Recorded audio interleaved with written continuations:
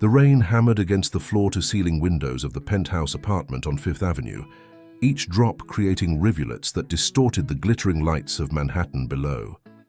Thunder rolled across the city like a distant war drum, and the wind howled through the concrete canyons of New York with unprecedented fury. Weather forecasters had called it the storm of the century, and from his 42nd floor vantage point, Marcus Richardson could see they hadn't been exaggerating. He stood motionless in the center of his living room, a crystal tumbler of aged whiskey in his hand, watching nature's assault on the city he'd conquered through sheer determination and calculated risk. The apartment around him was a testament to his success.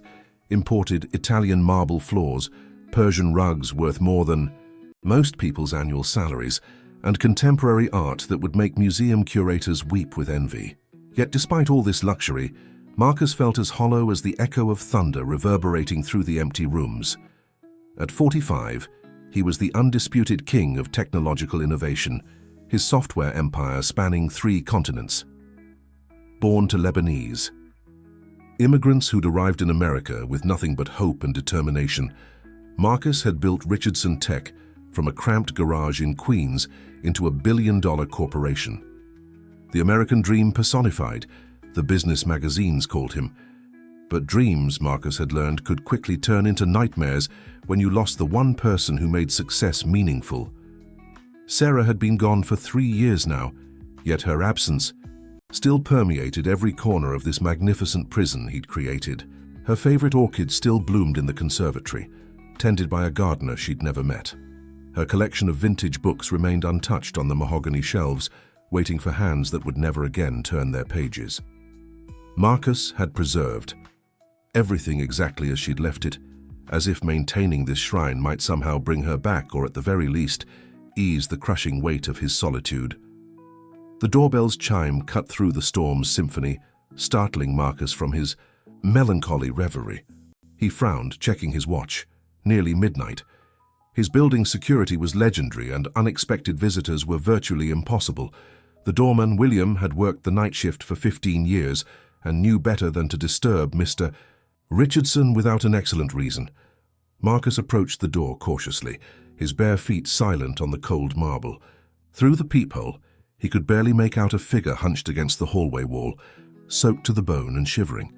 It was a young woman, perhaps in her late 20s, her dark hair plastered to her skull and her simple clothes clinging to her slight frame. She looked up at the door as if sensing his presence, and Marcus caught a glimpse of striking green eyes that seemed to hold depths of experience far beyond her apparent years. "Please," she called out, her voice barely audible, above the storm raging outside. "I know it's late, but I need help. The subway's flooded and I have nowhere else to go." Marcus hesitated, his hand hovering over the security chain. His years of success had taught him to be wary of strangers, especially those who appeared at his door in the middle of the night. Trust was a luxury he could no longer afford, not after the betrayals that had marked his journey to the top. Yet something in the woman's voice, a quality of genuine desperation mixed with quiet dignity, stirred something in him that he'd thought long dead. "How did you get past security?" he asked through the door, maintaining his distance. "The doorman let me in," she replied, her teeth chattering audibly. "I used to clean offices in this building. He remembered me from the day shift. Please, I'm not asking for money or anything like that. I just need somewhere safe to wait out the storm." Marcus studied her through the peephole again. She was beautiful in an understated way, with delicate features that spoke of both vulnerability and strength. Her clothes were modest but clean, and despite her obvious distress, she held herself with a dignity that suggested she wasn't accustomed to asking for help. There was something about her that reminded him of Sarah, not physically, but in the way she seemed to carry herself with quiet grace even in desperate circumstances. Against his better judgment, Marcus found himself disengaging the security chain and opening the door. The young woman looked up at him with those remarkable green eyes, and he felt a jolt of recognition that he couldn't quite place. Had he seen her before? The feeling was unsettling, like trying to remember a dream that hovered just beyond the edge of memory. "Thank you," she said simply, stepping inside with careful, measured movements. I'm Elena Rodriguez. I really appreciate this, Mr. Richardson. The fact that she knew his name shouldn't have surprised him. His face had been on enough magazine covers and news programs, but something in the way she said it made him pause. There was a familiarity there, as if she'd spoken his name before, perhaps many times. "You're soaked," Marcus observed, noting the small puddle forming at her feet. "You'll catch pneumonia if you stay in those clothes." Elena nodded gratefully, wrapping her arms around herself in a futile attempt to generate warmth. Marcus found himself studying her face more carefully, that nagging sense of recognition growing stronger. She had the kind of bone structure that suggested mixed heritage, perhaps Latino and something else, European maybe. Her skin had a golden undertone that spoke of Mediterranean ancestors, and those green eyes were truly extraordinary, almost luminous in the apartment's subdued lighting. "I have some of my wife's clothes," Marcus heard himself saying, the words surprising him as much as they seemed to surprise Elena. "They might fit you. You can change and get warm, then I'll call you a cab when the storm passes." "Your wife?" Eleanor's voice carried a note of something, sadness, sympathy. Marcus couldn't quite identify it.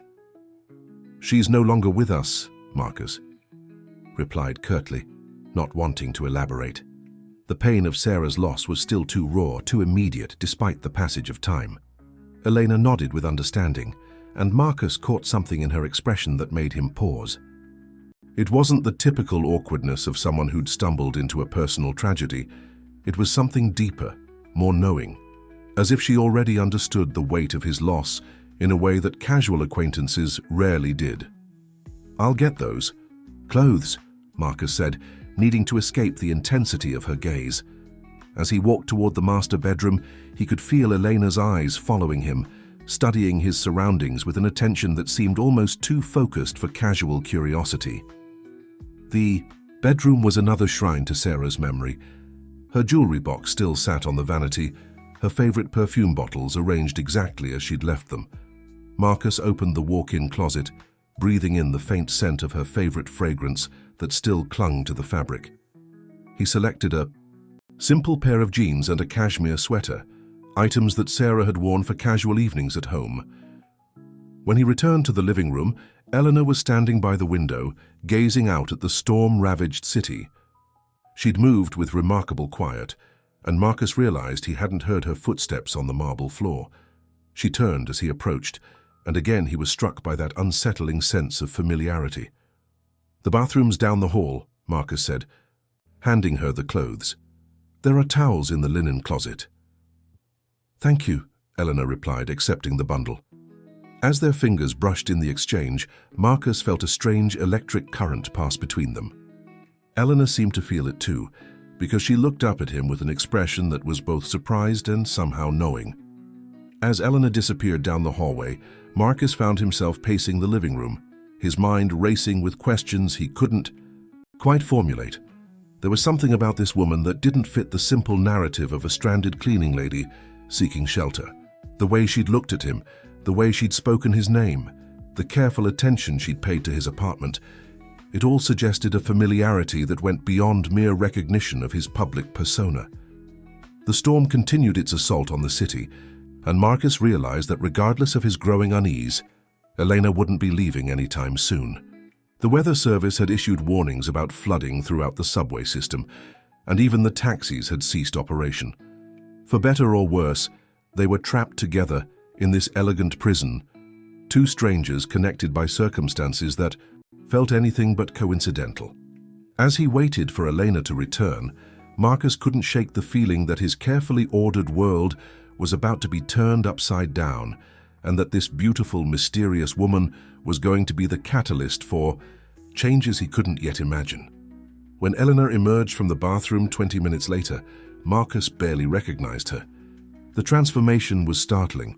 Sarah's clothes fit her perfectly, as if they'd been tailored specifically for her frame. Her dark hair, now dry and brushed, cascaded in soft waves past her shoulders, and the cashmere sweater brought out the extraordinary green of her eyes. But it was more than just the physical change that caught Marcus off guard. It was the way she moved, the confidence that seemed to radiate from her now that she was no longer the bedraggled woman who'd appeared at his door. "The clothes fit perfectly," Elena said, her voice carrying a note of something that might have been irony. "Your wife had excellent taste." "She did," Marcus replied, his voice thick with emotion. Seeing another woman in Sarah's clothes should have been painful, but instead he felt an unexpected sense of rightness, as if somehow Sarah would have approved. Elena moved to the window again, and Marcus noticed how she seemed drawn to the view, as if she were memorizing the layout of the city spread below. "This is quite a view," she said softly. "You can see everything from up here. All the secrets the city tries to hide." There was something in her tone that made Marcus study her more carefully. "What do you mean by that?" Elena turned back to him, and her smile held an edge that hadn't been there before. "Oh, just that height gives you perspective. You can see patterns from up here that aren't visible from street level. The way people move, the way businesses operate, the connections between things that seem unrelated." Marcus felt a chill that had nothing to do with the storm outside. "You sound like you speak from experience." "I do," Elena said simply, moving to the leather sofa and settling herself with an ease that suggested she belonged in such luxurious surroundings. "I've spent a lot of time observing people, Mr. Richardson. It's amazing what you can learn when people don't think you're worth noticing." The comment stung, not because it was aimed at him specifically, but because it carried the weight of truth. Marcus realized he'd been guilty of that very thing, dismissing people based on their economic status or social position. How many Elena Rodriguez's had he overlooked during his climb to success? "I'm sorry," he said, surprising himself with the sincerity in his voice. "I didn't mean to make assumptions about you." Elena's expression softened slightly. "No, you didn't. But others have, and it's taught me valuable lessons about human nature." She paused, her gaze becoming distant, "about how the powerful view those they consider beneath them." Marcus felt compelled to break the growing tension. "Would you like something to drink? Coffee, tea? I have some excellent wine if you prefer." "Wine would be nice," Elena replied. "Something red if you have it." As Marcus moved to the kitchen, he couldn't shake the feeling that Elena's presence was shifting the very atmosphere of the apartment. For 3 years, this space had been a mausoleum, a place where time stood still and memories gathered dust. Now, with Elena here, it felt alive again, charged with possibility and danger in equal measure. He selected a bottle of Chateau Margaux, a vintage that Sarah had loved, and returned to find Elena examining the framed photographs on the mantel. She was holding a picture of Marcus and Sarah at their wedding, her expression unreadable. "She was beautiful," Elena said without turning around. "Sarah Catherine Morrison Richardson. She had such kind eyes." Marcus froze, the wine bottle slipping slightly in his grip. "How do you know her full name?" Elena set the photograph down carefully, her movements deliberate and controlled. "I make it my business to know things, Marcus. May I call you Marcus?" The casualness of her question contrasted sharply with the bombshell she'd just dropped. Marcus felt his heart rate accelerate, his business instincts finally kicking in. This was no random encounter. This woman knew far more about him than a simple cleaning lady should. "Who are you?" he asked, his voice taking on the steel edge. That had served him well in countless boardroom negotiations. Elena turned to face him fully, and Marcus saw something in her eyes that made his blood run cold. It wasn't malice exactly, but it was knowledge, deep personal knowledge that no stranger should possess. "I'm exactly who I said I am," Elena replied evenly. Elena Rodriguez, 28 years old, born in Queens to parents who came to this country with nothing but hope and determination. Sound familiar? The parallel to his own story wasn't lost on Marcus.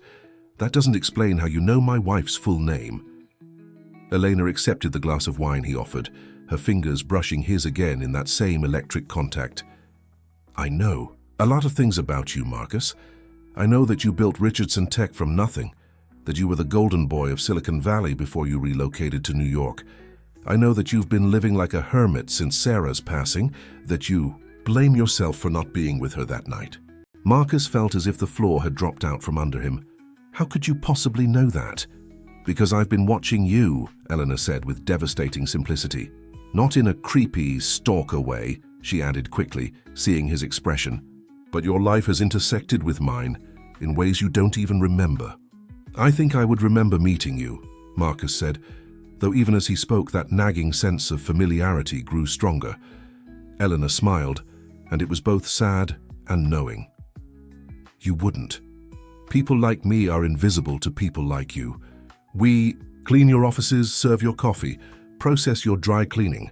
We're part of the machinery that keeps your world running smoothly, but we're not people you actually see. That's not fair, Marcus protested, but even as he said it, he wondered if it was true. Isn't it? Eleanor challenged. When was the last time? You knew the name of someone who cleaned your office, or the person who delivered your groceries, or the security guard who worked the night shift at your company? Marcus opened his mouth to respond, then closed it. She was right, and they both knew it. Elena continued, her voice taking on a more personal tone. I used to work for Hartwell Financial Services. Do you remember that company, Marcus? The name hit Marcus like a physical blow. Hartwell Financial had been one of his early partners, a company that had helped facilitate some of the international investments that had made Richardson Tech's rapid expansion possible. But Hartwell had also been involved in a scandal that had rocked the financial world 5 years ago. I remember, Marcus said carefully. My mother worked there too, Elena said, her voice remaining steady despite the emotion Marcus could see in her eyes. She was an accountant, a brilliant woman who discovered some irregularities in the books. She was going to report them, but she never got the chance. Marcus felt the pieces of a puzzle clicking into place, and he didn't like the picture they were forming. Elena, I need you to be very clear about what you're saying. I'm saying that my mother, Carmen Rodriguez, discovered that Hartwell Financial was involved in money laundering, that they were using shell companies to hide assets for clients who weren't particularly concerned about the legality of their business practices. She was going to blow the whistle, but she never got the chance because she was killed in what the police ruled an accidental hit and run. The words hung in the air between them like a challenge. Marcus felt his world tilting on its axis. Old, certainties crumbling like sand. Elena, I had no idea. Didn't you? Elena interrupted, her green eyes blazing with suppressed emotion.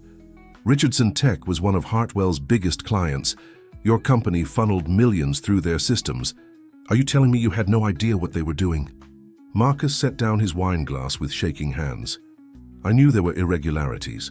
My legal team advised me to distance the company from Hartwell when the scandal broke. We testified to federal investigators, provided all the documentation they requested.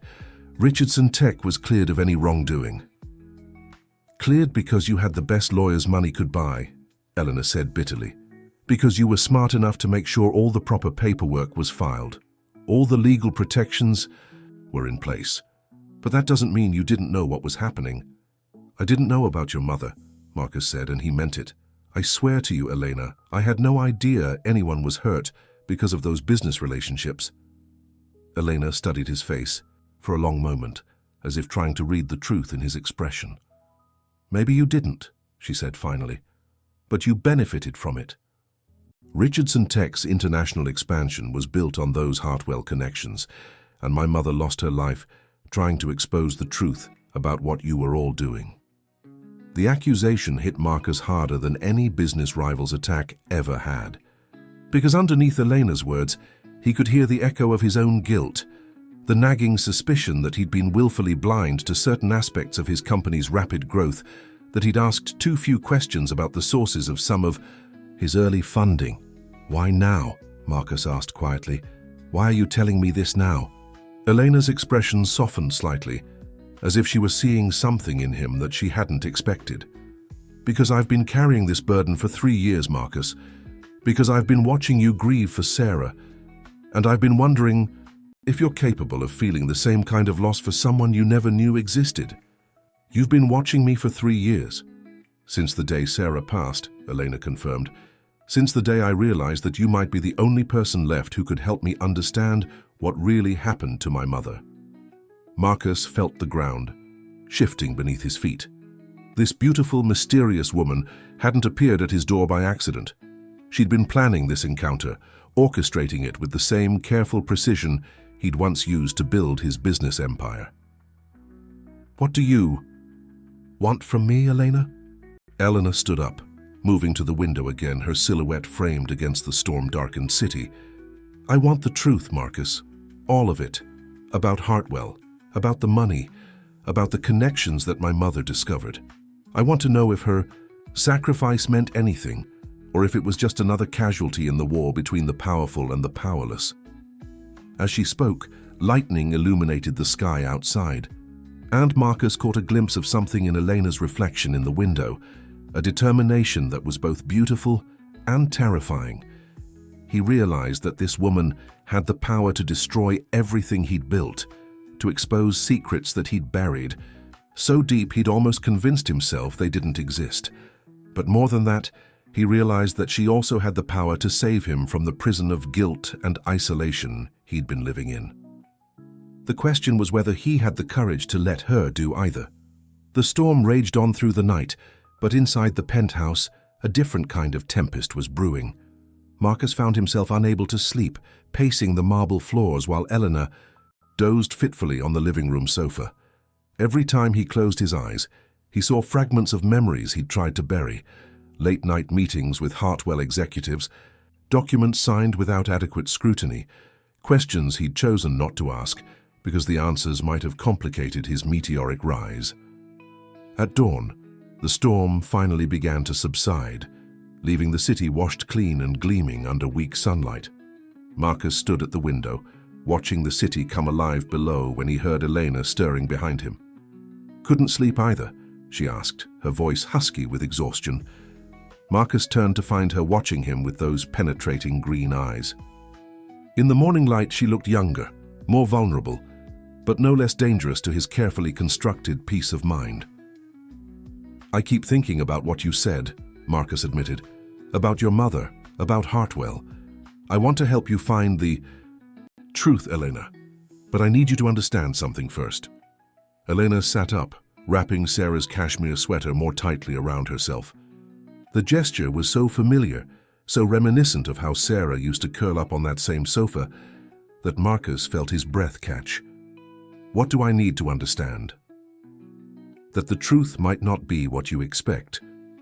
It might not give you the closure you're looking for, and it might implicate people you'd rather not see hurt." Elena's laugh was bitter. "You think I haven't considered that? Marcus, I've spent 3 years investigating my mother's case. I've followed every lead, interviewed every witness I could find. I know exactly how deep this rabbit hole goes." "Then, why do you need me?" Elena stood and moved to the window beside him, close enough that he could smell the faint scent of Sarah's perfume still clinging to the sweater. "Because you have access to records that I don't. Because your signature is on documents that could prove what really happened. And because—" She paused, seeming to struggle with her next words. "Because I think you loved your wife enough to want justice for her too." Marcus felt his heart skip a beat. What does Sarah have to do with this? Elena turned to face him fully, and Marcus saw something in her expression that made his blood run cold. "You really don't know, do you?" "Know what?" "Marcus, why do you think Sarah was out that night, the night she passed away?" The question hit Marcus like a physical blow. He'd asked himself the same thing 1,000 times over the past 3 years, but he'd never found a satisfactory answer. Sarah had been secretive in the weeks before her passing, distracted and worried about something she wouldn't discuss with him. "She said she was meeting a friend," Marcus said quietly. "She wouldn't tell me who." "She was meeting my mother," Elena said, her words falling like stones into still water. Marcus stared at her, his mind reeling. "That's impossible. Sarah didn't know your mother." "Didn't she?" Elena challenged. "Think, Marcus. Sarah was brilliant, wasn't she? She had a master's degree in forensic accounting. She worked for the district attorney's office before you married. You don't think she might have been curious about some of her husband's business dealings?" The pieces of the puzzle were clicking into place with horrifying clarity. Marcus remembered now Sarah's questions about his early investors, her Sudden interest in Richardson Tech's financial statements, the way she'd started working late at the computer in her home office. You're saying Sarah was investigating me? I'm saying Sarah was investigating Hartwell Financial, just like my mother was. They were working together, Marcus. They'd been corresponding for months before they finally agreed to meet. Marcus felt as if the floor had disappeared beneath his feet. That can't be true. Elena reached into her purse, the same small bag she'd been carrying when she arrived, and pulled out a manila envelope. Your wife kept copies of everything, Marcus. Every email, every document, every piece of evidence she'd gathered. She gave copies to my mother for safekeeping, but she also hid a set here in the apartment. Where? Marcus asked, though part of him didn't want to know. In her jewelry box. Behind the false back she installed herself. Sarah was many things. Marcus, but naive, wasn't one of them. Marcus's legs felt weak. He sank into the nearest chair, his mind spinning with implications. If what you're saying is true, then Sarah's passing wasn't an accident either. Elena's expression softened, with genuine sympathy. No, Marcus, it wasn't, and I think deep down you've always known that. The truth hit Marcus like a tsunami, washing away 3 years of carefully constructed denial. Sarah's behavior in those final weeks, her secretive phone calls, her sudden interest in personal security, the way she'd kissed him goodbye that last morning as if she might never see him again. It all made terrible sense now. She tried to warn me, Marcus whispered. The morning she left, she asked me to be careful, to watch who I trusted. I thought she was just being overly cautious because of some cases she'd been reading about at work. She was trying to protect you, Elena said gently. According to her emails to my mother, she believed that once the Hartwell investigation went public, there would be people who'd want to make sure that certain connections never came to light. Marcus looked up at Elena, seeing her clearly for the first time since she'd arrived. You didn't come here for revenge, did you? You came here to warn me. Elena nodded slowly. The same people who orchestrated my mother's accident, who arranged Sarah's passing, they're still out there, Marcus. And with the 5th anniversary of the Hartwell scandal approaching, there's been renewed interest in the case. Certain journalists have been asking questions, following money trails that lead back to Richardson Tech. So they might come after me next, Marcus said, the reality of his situation finally sinking in. They might, Elena confirmed, unless we can expose them first. Marcus stood up abruptly, pacing to the window and back. Eleanor, do you understand what you're asking? These people you're talking about, they have unlimited resources, political connections, the ability to make problems disappear permanently. If we go after them, we're putting both our lives at risk. My life has been at risk since the day my mother discovered their scheme, Eleanor replied matter-of-factly. The only reason I'm still here is because they don't consider me a serious threat. A grieving daughter, a cleaning lady with no resources or connections, I'm beneath their notice. But I'm not, Marcus said, understanding dawning. No, you're not. Your testimony could bring down some very powerful people, Marcus. Your access to the original Hartwell documents, combined with what Sarah and my mother discovered, could finally provide the evidence needed to get justice. Marcus looked at Elena, really looked at her, and realized that everything he'd assumed about her was wrong. She wasn't a victim seeking revenge. She was a warrior who'd been fighting a guerrilla campaign against impossible odds for 3 years. Her appearance at his door hadn't been desperation, it had been strategy. You've been planning this encounter for a long time, he said. Elena smiled, and for the first time since he'd met her, it was genuinely warm. I've been planning it since I realized that you were grieving Sarah the same way I was grieving my mother. I thought if you understood that we'd both lost someone we loved to the same conspiracy, you might be willing to help me stop them. And if I refuse? Elena's expression grew serious. Then I'll continue fighting alone, just like I have been. But Marcus, they will come for you eventually. Sarah's investigation is documented, and her correspondence with my mother creates a trail they can't ignore forever. Your only choice is whether you want to be a victim or a survivor. Marcus walked to Sarah's jewelry box, his hands shaking as he opened it. There, just as Elena had said, was a hidden compartment containing a thick stack of documents and photographs. He pulled them out, recognizing Sarah's meticulous handwriting in the margins, her careful cross-references and annotations. She was building a case, he murmured, flipping through pages of financial records and correspondence. A brilliant case, Elena agreed. If she and my mother had lived to present it, the Hartwell scandal would have been just the beginning. They'd identified a network of corruption that goes all the way to the top of some of this country's most respected financial institutions. Marcus felt tears burning his eyes as he read Sarah's notes, seeing the passion and dedication she'd poured into seeking justice. This was the woman he'd fallen in love with, brilliant, fearless, determined to do what was right regardless of the personal cost. She was protecting me by not telling me, he realized. She knew that if I was officially involved in the investigation, they'd have to eliminate me too. But her passing changed that calculation, Elena said softly. Now you're a loose end, someone who might ask uncomfortable questions about why your wife was really out that night. Marcus closed the jewelry box and turned to face Elena. What do you need me to do? Elena's eyes brightened with hope and determination. I need you to help me finish what they started. I need you to be the man Sarah believed you could be. As morning light flooded the penthouse, Marcus realized that his 3 years of isolation were over. Whether he'd wanted it or not, he was about to be drawn back into the world, into a fight that would determine not just his own survival, but the meaning of Sarah's sacrifice. Looking at Eleanor, radiant in the morning sun and wearing his late wife's clothes like armor, Marcus felt something he hadn't experienced in 3 years. Hope. Dangerous, terrifying hope that justice might still be possible, and that love, even love born from shared loss, might be the most powerful weapon of all. 3 weeks after that storm-tossed night, Marcus found himself in a conference room, 30 floors below his penthouse, surrounded by federal agents, attorneys, and journalists. The culmination of Sarah and Carmen's investigation was finally coming to light. But the path to this moment had been more treacherous than either he or Eleanor had anticipated. The first breakthrough had come when Marcus used his corporate connections to access the original Hartwell servers, which had been preserved as evidence but never fully analyzed.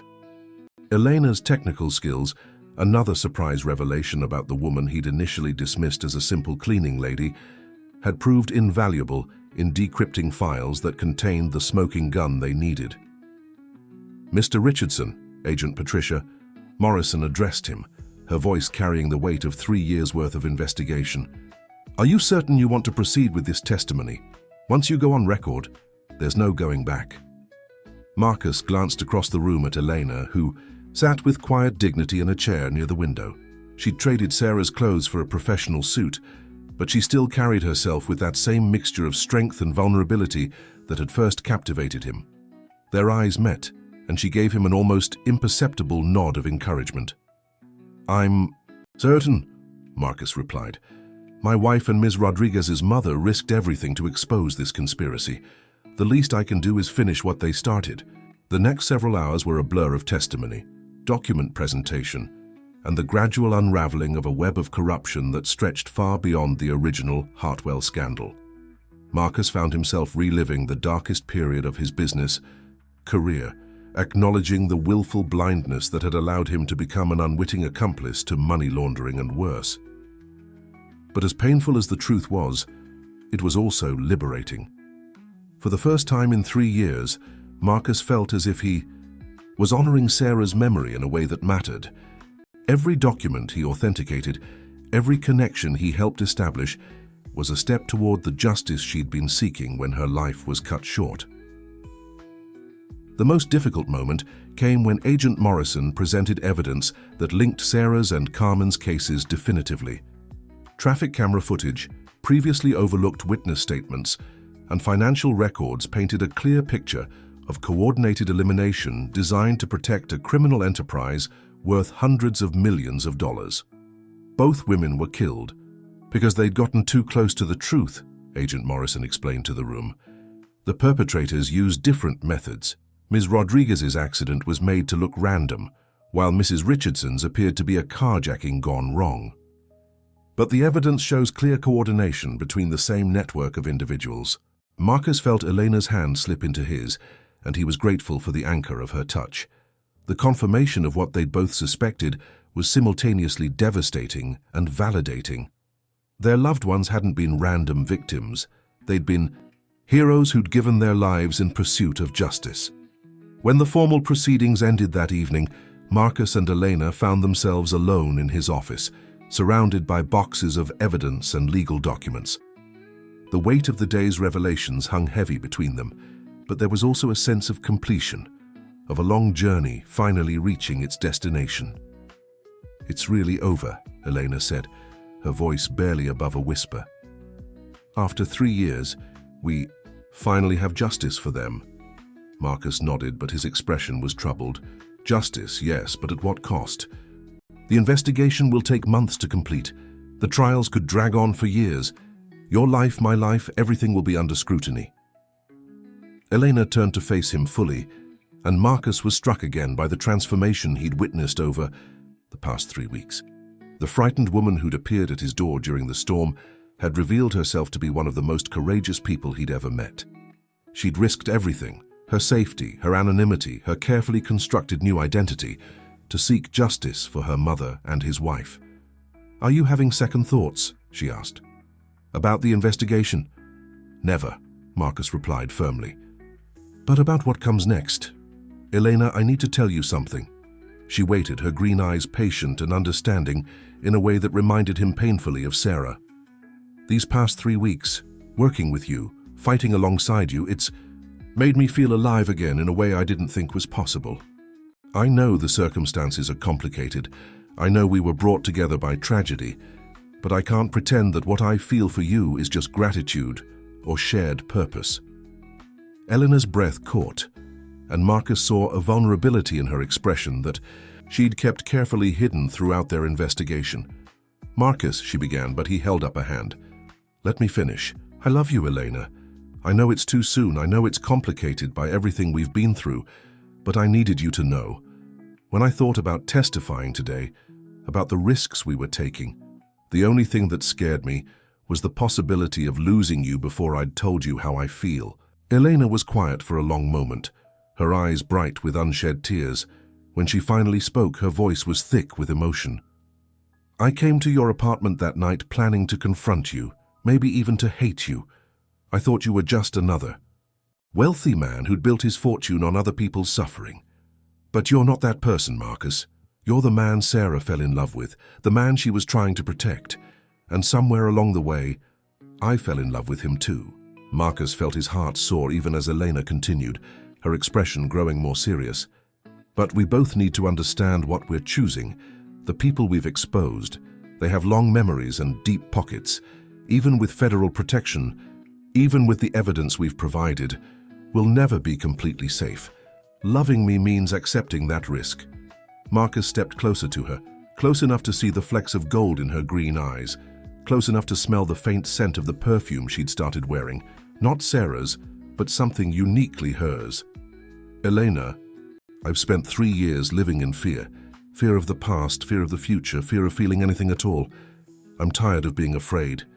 If loving you means accepting risk, then I'll take that risk gladly." She smiled then, the first truly radiant smile he'd seen from her, and Marcus felt something inside his chest unlock for the first time since Sarah's passing. "Then we'll face whatever comes together," she said, and when he kissed her it tasted like hope and new beginnings and the promise of a future neither of them had dared to imagine. 6 months later, Marcus stood in the same penthouse apartment, but it no longer felt like a mausoleum. Eleanor's presence had breathed life back into the space. Her books mingled with Sarah's on the shelves, her paintings brightened the walls, her laughter echoed through rooms that had been silent for too long. The trials were ongoing, but the initial convictions had sent shockwaves through the financial world. Richardson Tech, under Marcus's renewed leadership and Elena's forensic accounting expertise, had become a model for corporate transparency and ethical business practices. They'd turned their shared trauma into a force for positive change, establishing a foundation in Sarah's and Carmen's names to support families affected by financial crimes. Elena emerged from the kitchen carrying 2 cups of coffee, her movements graceful and familiar in the space that had become their home. She was wearing jeans and one of Marcus's sweaters, her hair pulled back in a ponytail, looking nothing like the desperate woman who'd appeared at his door during that long-ago storm. "The reporter from the Times called," she said, settling beside him on the sofa. "They want to do a follow-up story on the Foundation's work." Marcus wrapped his arm around her, pulling her close. "What do you think? Are you ready for more publicity?" Elena considered the question seriously. "I think Sarah and my mother would want their story told. Not for revenge or sensationalism, but so other people know that justice is possible, even when it seems impossible." "Then we'll do the interview," Marcus decided. "Together." Elena smiled and curled into his embrace, and Marcus marveled at how naturally they fit together, how seamlessly their separate griefs had merged into shared healing. The love he felt for Elena was different from what he'd shared with Sarah, shaped by loss and forged in adversity, but it was no less real, no less profound. Outside, another storm was building over Manhattan, but Marcus felt no fear. He'd learned that storms could destroy, but they could also cleanse, clearing away the debris of the past to make room for new growth. The woman beside him was proof of that truth. She'd arrived in his life like a tempest, upending everything he thought he knew about himself and his world.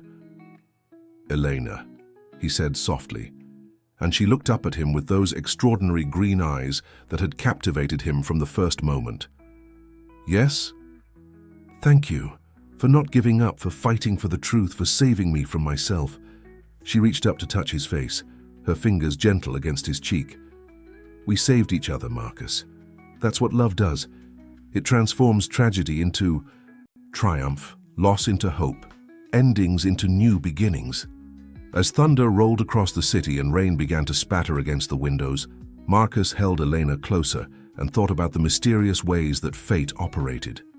A storm had brought them together, but it was love that would carry them forward into whatever challenges lay ahead. The truth had set them free, but more than that, it had given them each other. And in a world where justice was rare and love was precious, that was more than enough. Film da Historia. Dear listeners, we hope Marcus and Elena's story has moved you as much as it moved us to tell it. Their journey from strangers brought together by tragedy to partners united in love and justice reminds us that even in our darkest moments, hope can emerge from the most unexpected places. If this tale of redemption, courage, and second chances touched your heart, we have many more stories that explore the complex tapestry of human relationships waiting for you. Please subscribe to our channel to join us on these emotional journeys. Your subscription helps us continue bringing you these powerful narratives that celebrate the resilience of the human spirit. Don't forget to give this video a thumbs up if Marcus and Elena's story resonated with you, and share it with someone who might need to hear that love can bloom even after the deepest loss. We read every single comment, so please tell us what you thought about this story. Which moment affected you the most? Have you ever experienced a chance encounter that changed your life? Tomorrow, we'll be back with another captivating story that will take you on an emotional roller coaster you won't soon forget. Until then, remember that sometimes the storms in our lives don't come to destroy us, but to clear the path for something beautiful we never